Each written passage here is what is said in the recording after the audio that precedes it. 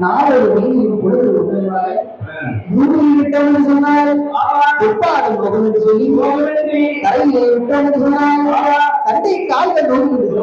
சொல்லி குரலையை தொட்டிவிட்டு தொலைகளிலே விளக்கி நாலு மீனியும் பொழுது கொண்டு சரி அங்கே இருக்கக்கூடிய அந்த பெருமுதற்சி வங்கியார்கள் அழகாக வளர்க்கக்கூடிய வேலையிலே அந்த நாவசிக்கு பிரிவினருக்கு எத்தனை வேலையாக தெரியுமா